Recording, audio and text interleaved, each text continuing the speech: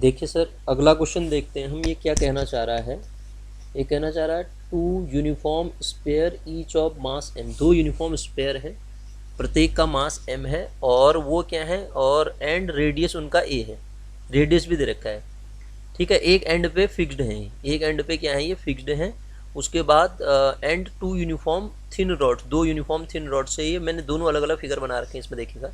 Each of, अब वो जो आपके रॉड है उनका भी मास एम दे रखा है, लेंथ एल दे रखी है, ठीक है।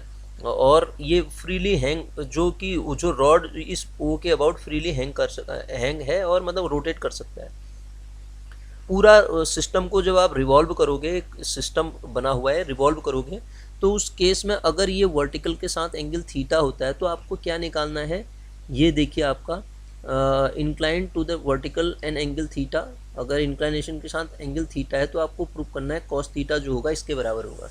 पहले तो इस सिस्टम को मैं समझाता हूँ आपको क्या होगा इसमें, क्या क्या चीज़ हमें दी है वो मैं बताता हूँ। एक तो ये दे रखा है, ये जो स्पेयर है ना, स्पेयर का स्पेयर दिया है हमें। तो जब हम लेंथ लेंगे, हमें एक ये लेंथ की ज़रूरत पड़ेगी।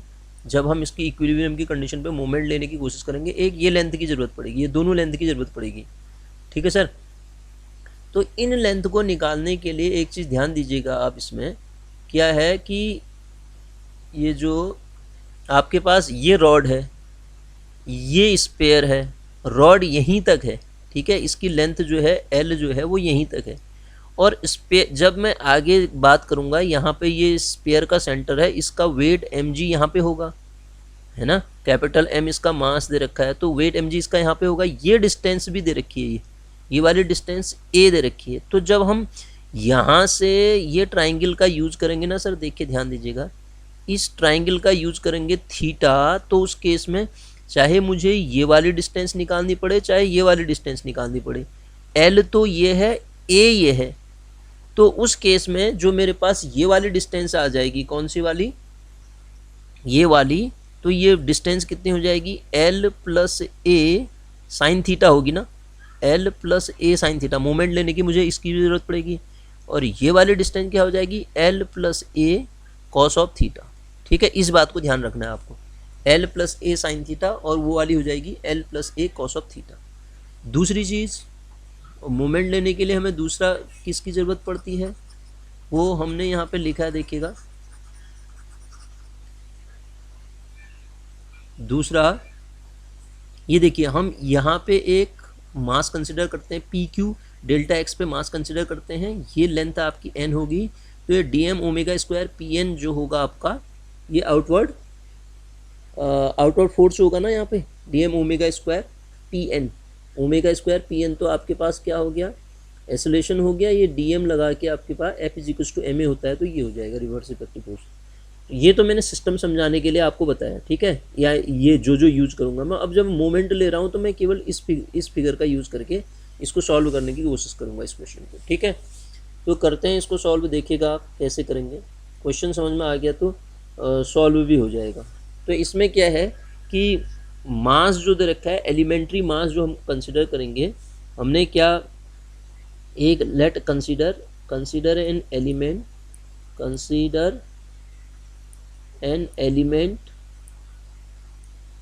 Element delta x, element delta x, कितनी डेल्टा एक्स कंसिडर किया हमने, एट ए डिस्टेंस, किस डिस्टेंस पे, एट डिस्टेंस एक्स, ठीक है, एक्स डिस्टेंस पे, ठीक है। फ्रॉम कहाँ से, फ्रॉम ओ से। तो उस केस में मास, एलिमेंट का जो मास हो जाएगा, आप पढ़ते आ रहे हैं, एलिमेंट का मास, रॉड की लेंथ कितनी है, ये मास उसका m है और लेंथ l है, तो ये डेल्टा एक्स m ये हो जाएगा एलिमेंट का मास, ठीक है सर, एलिमेंट का मास हो जाएगा। और अगर हम बात करें इफेक्टिव फोर्स की, तो इफेक्टिव फोर्स भी निकाल सकते हैं यहाँ से, ये सारी चीज़ें होंगी। तो अब टेकिंग मोमेंट, हमारा क्वेश्चन तो मोमेंट लेके ही सॉल्व हो जाएगा इक्विलिब्रियम की कंडीशन पे, जब आप मोमेंट लेते हैं। नाउ टेकिंग मोमेंट अबाउट, किसके अबाउट मोमेंट लेंगे ये भी समझाता हूँ मैं आपको। ओ पॉइंट के अबाउट मोमेंट ले रहा हूँ मैंने कहा कि मैं सॉल्व करते समय इस पिक्चर का यूज़ करता हूँ, वो तो समझाने के लिए बताया था, मैं आपको इस पिक्चर का यूज़ कर रहा हूँ। एक के लिए निकालूंगा, मोमेंट मिल जाएगा तो इक्विलिब्रियम की कंडीशन लगा दूंगा, मोमेंट मतलब इक्विलिब्रियम की कंडीशन पे ही मोमेंट लूँगा, तो आपके पास इसका रिजल्ट मिल जाएगा, ठीक है सर। तो देखिएगा, taking moment about O point के अबाउट मोमेंट ले रहा हूँ मैं, taking moment about O, taking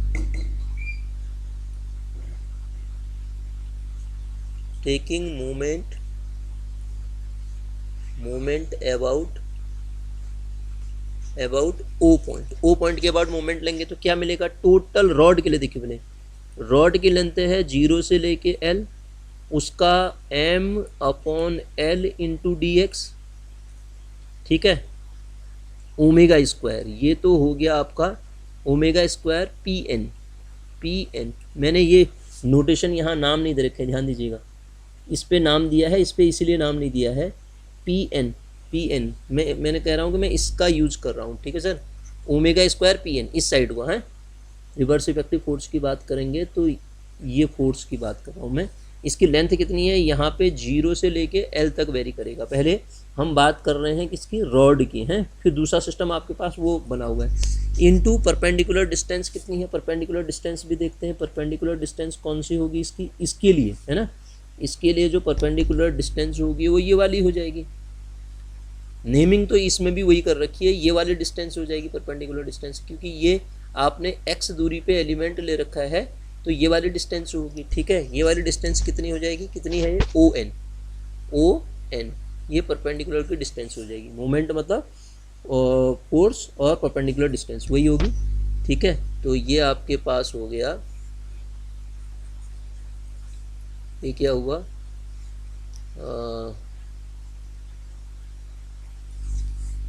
m small m है,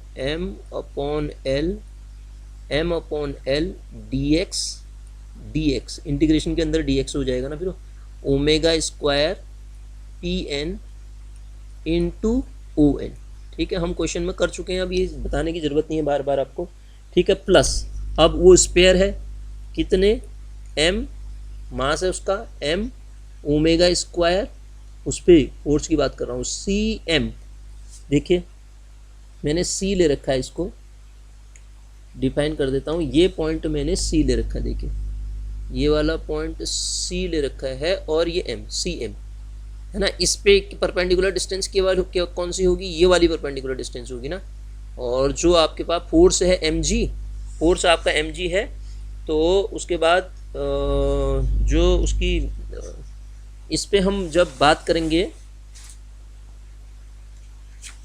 दूसरे वाले पार्ट के लिए, जब हम बात करेंगे तो क्या आएगा, mg, तो फोर्स तो है सर mg, और परपेंडिकुलर डिस्टेंस कितनी है, मैंने g नहीं लिखा ना यहाँ पे, ये g यहाँ लिख देता हूँ, mg omega square, mg omega square cm, ये वाली डिस्टेंस cm है ना, ऐसी डिस्टेंस क्या है, cm है, और जो आपके पास वो जो परपेंडिकुलर की डिस्टेंस आएगी ये वाली, ठीक है, ये cm, और ये परपेंडिकुलर, ये डिस्टेंस यहाँ से आ जाएगी, ये वाली डिस्टेंस कितनी, OM के बराबर, ठीक है, मोमेंट लेते समय फोर्स गुणा m cm इंटू क्या है वो वैल्यू, OM, ठीक है। इसी प्रकार इज इक्वल टू किसके बराबर होगा, mg इंटू L/2 पे, mg L/2 sign theta plus capital mg, अब ये बात ध्यान दीजिएगा, mg डिस्टेंस क्या हो जाएगी, a plus L sine theta, कैसे हुई मैंने अभी आपको समझा दिया हो, mg a plus L sine theta, ठीक है। तो हमने ये पूरा सॉल्व कर लिया, तो अब यहाँ पे cm कितना है, om कितना है, ये भी ध्यान देना है। cm की वैल्यू अगर मैं आपसे बात करूँ तो cm यहाँ पे मैंने पिक्चर में नोटेशन अलग अलग ले रखे हैं ना, cm ये वाली वैल्यू है, देखिएगा ये cm है और ये है, ये वाली डिस्टेंस भी हमने यहाँ निकाल रखी थी अभी, ये वाली डिस्टेंस कितनी आ रही थी, a प्लस एल, ये वाला जो फॉर्मेट आएगा हमारे पास, a plus L sine theta होगा ना, a plus L sine theta, और ये वाली कितनी होगी, ये वाली a plus L cos theta है। तो अब इसका यूज करते हैं हम, जब इसका यूज करेंगे तो ये कितना आएगा, इसको तो अंदर ऐसे ही रहने देते हैं, integration of 0 to L m upon L D x omega square into, यहाँ ध्यान दीजिएगा, एक एक्स इससे एक एक्स इससे, एक्स डिस्टेंस पे ना एक्स, और यहाँ से एक्स साइन थीटा, एक से एक्स कॉस थीटा आएगा, तो x square sine theta cos theta हो जाएगा। ये मुझे बार बार समझाने की ज़रूरत नहीं है, आपको बहुत बार बता चुका हूँ मैं ये चीज़ें, ठीक है। प्लस यहाँ से आपको क्या मिलेगा, M G omega square, M G omega square, यहाँ से भी देखो ए प्लस एल इससे, ए प्लस एल इससे, तो ए प्लस एल का होल स्क्वायर, ए प्लस एल का होल स्क्वायर, एक से साइन थीटा एक से कॉस थीटा, ठीक है सर। राइट हैंड साइड में क्या आ जाएगा, this is equal to M G into L by two, ये क्या है आपके पास, sine theta M G L by two sine theta plus M G A plus L sine theta, ठीक है sir, A plus L sine theta. Simplify कर लेते हैं इसको, तो आपका आंसर आ गया, इसमें कुछ है नहीं है सर। जब सिंप्लीफाई करेंगे तो यहाँ से ओमेगा हमें लाना क्या है, कॉस थीटा की वैल्यू लानी ना, cos theta is equal to,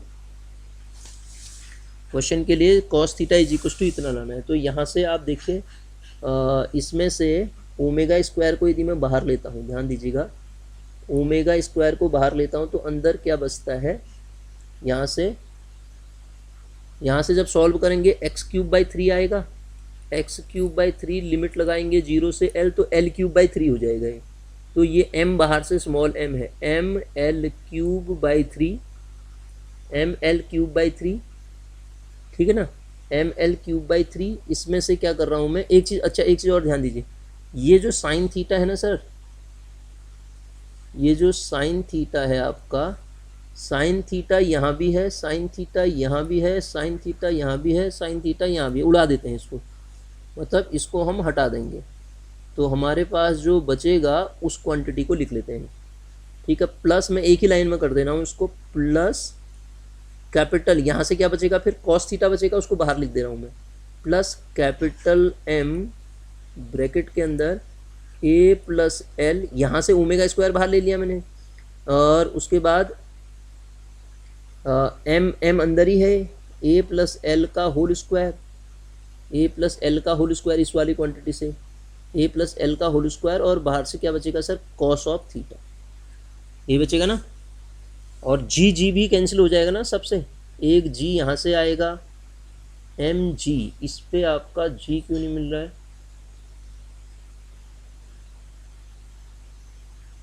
M जी, कुछ गलत किया क्या हमने, ठीक है। जी वाले टर्म हमारे पास A plus L cos of theta, sine theta cancel हो जाएगा, A plus L cos of theta, M G A plus L cos of theta, M G A plus L cos of theta. अरे अच्छा, ये गलती होगी, इस वाले में जी कैसे आ गए, M omega square C M into O M ना, एम तो फोर्स मिडिल पॉइंट पे, वेट तो एम है उस, मास इंटू एक्सेलरेशन। तो यहाँ पे गलती क्या हुई, इसमें कुछ तो गलती हुई है, तो अगर उस गलती को हम सुधारें तो क्या होगा, एम ओमेगा स्क्वायर, अच्छा ठीक है, यही तो हुआ है ये, इस पे हमने क्या, ये मास गलत लिख दिया ना, ये इस पे जी नहीं आएगा ना ये वाले पोर्शन पे, ठीक है ना, इसलिए गलती होगी सर ये मूवमेंट लेते समय। हाँ बाकी सही है, कोई दिक्कत नहीं, यहाँ पे फिर यहाँ से भी हटाना पड़ेगा, ये जी क्यों लिख दिया यहाँ, ओमेगा स्क्वायर हट गया, अभी इसको ओमेगा स्क्वायर, ठीक है, ठीक हो गया। तो कॉस थीटा हो गया M A plus L whole square cos of theta. Right hand side में क्या आएगा, राइट हैंड साइड में जी बाहर ले लो, जब आप जी बाहर लेंगे तो अंदर आपके पास क्या बच रहा है देखिएगा, 1/2 M L, 1/2 M L plus, यहाँ पे साइन थीटा कॉमन आ रहा है ना, कैपिटल एम बाहर से ए प्लस एल, ठीक है सर, और बाहर से क्या आ गया, साइन थीटा आ गया। तो बस आंसर आ गया आपका। कॉस थीटा को यहीं रहने दो और इस वाले पूरे टर्म को यहाँ लाओ।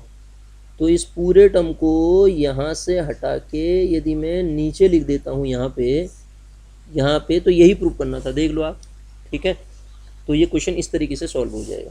ज़रा ध्यान देना है मोमेंट लेते समय, बाकी क्वेश्चन में कुछ नहीं है। ठीक है सर, ऐसे सॉल्व करेंगे इसको, आंसर मिल जाएगा इसका। अब जो अगला टॉपिक मैं आपको बता रहा हूँ सर, वो बता रहा हूँ इम्पल्सिव फोर्सेस। इम्पल्सिव फोर्स होता क्या है, ज़रा ध्यान से देखिएगा, बड़ा इंपॉर्टेंट टॉपिक है। इम्पल्सिव फोर्स हम देख रहे हैं, ये लास्ट टॉपिक है इस पे, इम्पल्सिव फोर्स। अगर हम बात करें इम्पल्सिव फोर्स की, तो इम्पल्सिव फोर्स होता क्या है।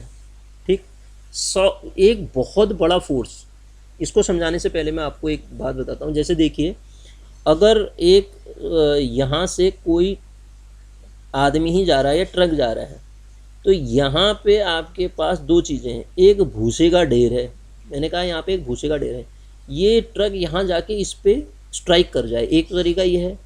दूसरा यहाँ पे है दीवार। ठीक है, ये ट्रक यहाँ से गया, दूसरी है यहाँ पे दीवार, यहाँ पे जाके टकरा जाए। और एक एग्जांपल और बताता हूँ मैं आपको। दूसरा, अगर यहाँ पे कोई दीवार है, मैं जाके इस पे बहुत ज़ोर से, जितनी ताकत उतनी ताकत से मारूँ, एक धक्का मारूँ या मारूँ मैं इसमें, तो होगा क्या इस केस में, क्या होगा देखिएगा। इस केस में जो ये ट्रक इस पे धक्का देगा तो सीधे ये अंदर जाता रहेगा, मतलब इसमें धीरे धीरे इस पे जाता भी रहेगा। चाहे भूसे का ढेर है, रुई है, मान लेते हैं, इस पे जाता रहेगा, इसमें कोई इतना ज़्यादा फर्क नहीं पड़ेगा। जितना ये डैमेज भी होगा तो इसको भी पीछे को खिसकाएगा ये। लेकिन जब यहाँ से जितनी स्पीड से ट्रक आया उतनी स्पीड से यहाँ पे टकरा जाए, वो टकरा जाए, तो हो क्या रहा है कि फोर्स जितना ज़्यादा, फोर्स बहुत ज़्यादा है, कितना, बहुत छोटे टाइम इंटरवल में बहुत ज़्यादा फोर्स लगा दिया जाए बहुत छोटे टाइम इंटरवल में, तो उसी को आप इम्पल्स कहते हैं। इम्पल्स क्रिएट होता है। ठीक है, उससे इम्पल्स क्रिएट होगा। ये हो जाएगा आपका इम्पल्स का एग्जाम्पल। दूसरा, कोई मान लेते हैं ये आदमी है, कोई ये आदमी है, ठीक है, ये एक फुटबॉल है, इस फुटबॉल को धीरे धीरे घुमा घुमा के ऐसे ले जा रहा है। ठीक है, और एक दूसरी चीज़ ये है कि यही आदमी, यही फुटबॉल थी, यहाँ पे जाके यहाँ पे जितनी ताकत उतनी ताकत से इसको मारता है, ये उड़ के यहाँ चली जाती है, मतलब आगे चली जाती है। यहाँ पे क्या हो रही है, धीरे धीरे जा रही है, यहाँ पे क्या हो रही है, धीरे धीरे जा रही है। तो इसमें इम्पल्स नहीं है। इसी प्रकार इसमें भी इम्पल्स नहीं है और इसमें इम्पल्स है। मतलब एक छोटे से टाइम इंटरवल में लगने वाला फोर्स की मात्रा बहुत ज़्यादा हो और टाइम इंटरवल बहुत छोटा हो, तो उसी को आप क्या कह देते हैं, इम्पल्स कह देते हैं। वही क्या हो जाता है, आपका इम्पल्स हो जाता है। बहुत छोटे से टाइम इंटरवल में लगने वाला फोर्स आपका इम्पल्स हो गया सर। बहुत छोटे टाइम इंटरवल में लगने वाला जो फोर्स है उसी को हम क्या कह देंगे, इम्पल्स कह देंगे। ठीक है, इसकी इक्वेशन भी बताता हूँ और बाकी जो यहाँ पे लिखा है उसको भी समझाता हूँ मैं आपको। वही चीज़ जो मैं बोल रहा हूँ वही चीज़ यहाँ पे लिखा होगा। ठीक है, बहुत छोटे इंटरवल में लगने वाला फोर्स होगा। तो हम इसको हिंदी में आवेग कहा करते थे ना, बल गुणा समय कहते थे। ठीक है, बल गुणा समय नहीं कहते थे। जैसे अगर मैं बात करता हूँ एम ए गुणा टी, ये होता था एम ए गुणा टी। एम की वैल्यू, एम तो ऐसे ही रहा, ए क्या होता था, change V2 minus V1 upon T. ठीक है, टी से टी कैंसिल हो गया, तो ये आवेग आ गया। ये आवेग क्या आया, mv2 माइनस mv1, मतलब ये चेंज इन मोमेंटम पहले और बाद में। ठीक है, p2 माइनस p1 भी कह सकता हूँ इसको, p2 माइनस p1, बाद में p आ गया। यहाँ भी देखिए इसने p ही तो लिखा है। ठीक है ना, ये वैल्यू कितनी आ जाएगी, यहाँ से इतनी आ जाएगी। ठीक है, पहले मोमेंटम और बाद में मोमेंटम, बहुत छोटे समय इंटरवल के बाद। ठीक है, वही आपका क्या हो जाता है, इम्पल्स हो जाता है। अब देखो मैं इसको समझाता हूँ आपको। जो यहाँ पे लिखा गया है, जो मैंने बताया, उसमें क्या है देखिएगा डिफरेंस। ये आपसे क्या कह रहा है, ये हम जानते हैं M F is equal to M into A होता है D B upon D T. ठीक है, v जहाँ पे वेलोसिटी है और एट एनी टाइम t। मान लेते हैं टाउ बहुत छोटा टाइम इंटरवल है during which the force F act, v और v डैश फाइनल और इनिशियल वेलोसिटी है। तो उस केस में बहुत इस चीज़ को, ये t को यहाँ ले गया, तो जो आप यहाँ पे इंटीग्रेशन करेंगे तो v डैश माइनस वी यहाँ ये मिलेगा। 0 से लेके t, बहुत छोटे इंटरवल में लगने वाला बहुत बड़ा फोर्स, उसी को क्या कह देते हैं हम, इफ अब नीचे देखिए, if F increase इंडेफिनिटली tau decrease इंडेफिनिटली, एक इंक्रीज हो रहा है तो दूसरा डिक्रीज हो रहा है इंडेफिनिटली, तो उस समय ये लिमिट ऑफ इंटीग्रेशन फाइनाइट आ जाएगी। पहले तो मैं आपको ये समझाता हूँ लिमिट ऑफ इंटीग्रेशन फाइनाइट कैसे आएगी। तो लिमिट ऑफ इंटीग्रेशन फाइनाइट मिलेगी तभी तो वो वैल्यू p आ रहा है, p लिख रहा है इसको, ये कैसे मिलेगी।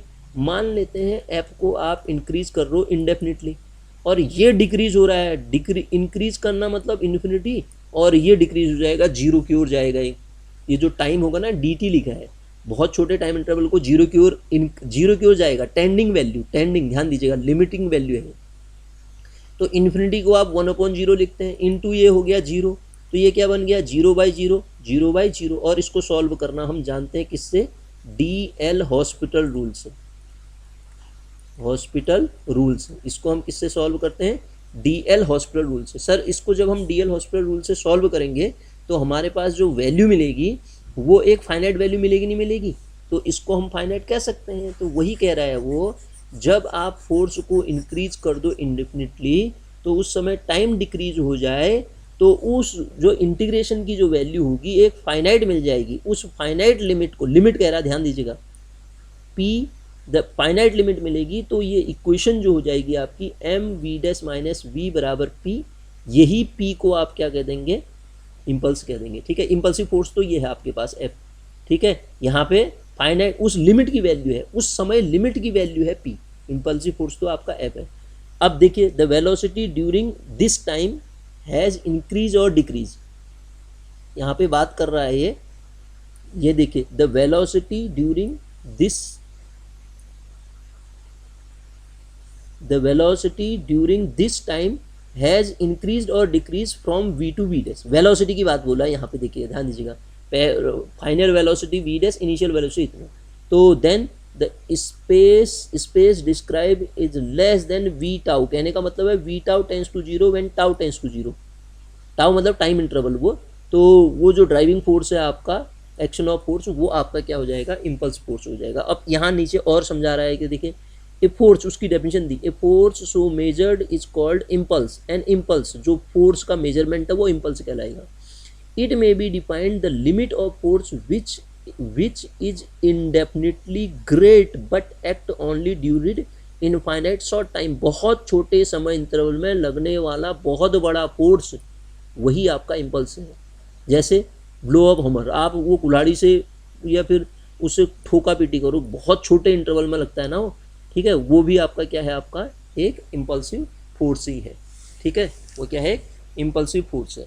अब जरा सा मैं इसका डेरिवेशन इक्वेशन को निकालता हूं, तो इक्वेशन कैसे निकलेगी देखिएगा ध्यान से। हम बात करते हैं कोई फाइनाइट फोर्स है, उस फाइनाइट फोर्स का इम्पल्स के थ्रू वो फाइनाइट फोर्स, जैसे मैंने कहा ना ये भूसे का ढेर है, यहाँ पे ट्रक आ रहा है, तो इसमें एक फाइनाइट फोर्स भी लग रहा है, फाइनाइट फोर्स।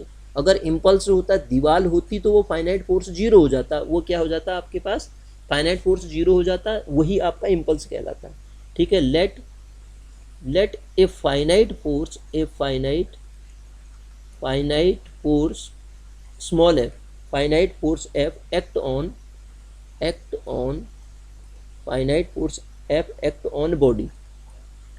ठीक है, बॉडी साइमल्टेनियसली लगातार चल रहा है, साइमल्टेनियसली लग रहा है, जैसे कि ये जो भूसे के ढेर में मैं ट्रक को घुमा रहा हूँ तो लगातार चल रहा है।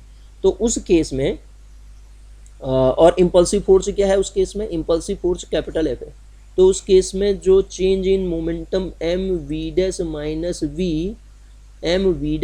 v this is equal to कितना आएगा, जीरो से लेके टाउ एफ डी टी, तो ये हुआ इम्पल्सिव फोर्स, प्लस जीरो से लेके टाउ उसी स्मॉल इंटरवल में एफ डी टी, ये तो फाइनाइट है, तो इसकी वैल्यू जब आप सॉल्व करेंगे, ये अभी मैंने बताया था p आएगा, क्योंकि इम्पल्सिव फोर्स p है, तो उसकी जो लिमिट आएगी वो इम्पल्सिव फोर्स कैपिटल F है, जो लिमिट आएगी वो p आएगी, और ये हमें क्या मिल जाएगा, एफ टाउ मिल जाएगा। अब आप ध्यान दीजिएगा सर, टाउ जब बहुत छोटा टाइम इंटरवल है तो उस केस में एफ टाउ क्या हो जाएगा, आपका जीरो की ओर टेंड कर जाएगा, तो ये जो वैल्यू मिल जाएगी फिर क्या हो गया, फिर ये वाला पोर्शन तो गायब हो गया ना, आपके पास मिलेगा तो यही ना, mv' minus v this is equal to p मिल जाएगा ना, ये कैंसिल हो जाएगा, जीरो की ओर चला जाएगा। ठीक हो गया, तो ये हो गया। अब इसी की इक्वेशन को अगर मैं निकालना चाहूँ तो इक्वेशन में देखिएगा, इक्वेशन कैसे निकालूंगा इसकी,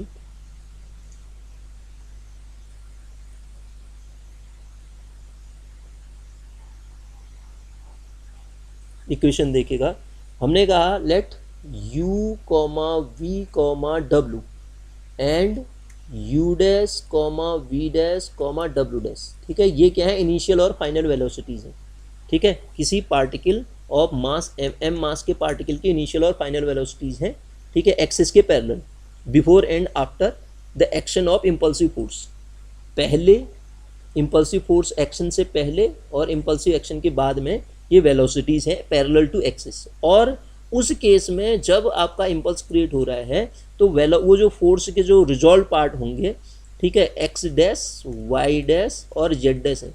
ध्यान दीजिएगा, जब मैं डीएलएम्बर्ट प्रिंसिपल पढ़ा रहा था हमने वहाँ X Y Z parallel to force के कंपोनेंट है पैरेलल एक्सिस में कहा था। अब यहाँ क्या कह रहा हूँ, X dash Y dash Z dash कह रहा हूँ। ये किसके रिजॉल्व पार्ट हैं, ये क्या है, रिजॉल्व्ड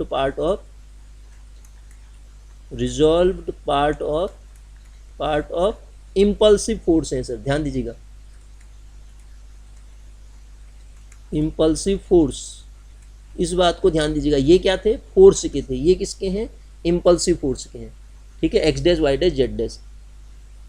तो उस केस में अगर मैं इक्वेशन बनाता हूँ तो इक्वेशन मेरे पास क्या होती है, समेशन ऑफ एम वी मतलब D x upon D T, कितने बहुत छोटे से टाइम इंटरवल टाउ के लिए, दिस इज इक्वल टू 0 से लेके टाउ, ये क्या आएगा, एक्स समेशन आएगा ना, summation of X D T, D'Alembert principle ही लिख रहा हूँ मैं, ठीक है, एक्स डी टी, ये तो था एम, इसको हम ये लिखते थे ना, summation of M X double dot बराबर समेशन ऑफ एम एक्स होता था, पहली इक्वेशन यही तो है। तो यहाँ से हमने क्या कर दिया, इसको इस तरीके से लिख दिया, ज़रा सा इसको ढंग से लिखें तो देखिएगा ये क्या आएगा आपके पास, 0 से इंटीग्रेशन 0 से टाउ छोटे से टाइम इंटरवल में summation of X D T, ठीक है सर। यही समेशन जो हो जाएगा, समेशन इंटीग्रेशन से बाहर 0 टू टाउ, ये क्या मिल जाएगा, एक्स डी टी। और इसी को क्या कहा है आपने, यही चीज़ क्या है, अब 0 से टाउ इंटरवल में है तो ये इम्पल्सिव फोर्स है, तो उसका एक्स एक्सिस में ले रखा है, तो एक्स एक्सिस का जो कंपोनेंट है वो आ जाएगा। तो इसको क्या लिख दूंगा मैं, summation of x dash. Sir ये इक्वेशन ऑफ मोशन बन गई, इसको आप लिखोगे तो हमने डिफाइन कर रखी है समेशन ऑफ एम, वेलोसिटी बाद में कितनी है, यू डैश, पहले कितने हैं, यू बराबर इतना, ये equation of motion for impulsive action आ जाएगी सर, इक्वेशन ऑफ मोशन और फॉर इम्पल्सिव एक्शन। दूसरे के लिए क्या बनेगी फिर इसी प्रकार, दूसरी डायरेक्शन में M V dash minus V बराबर समेशन ऑफ वाई डैश है। तीसरी इक्वेशन क्या बन जाएगी, summation of M W dash minus W, this is equal to summation of Z dash बन जाएगी, ठीक है।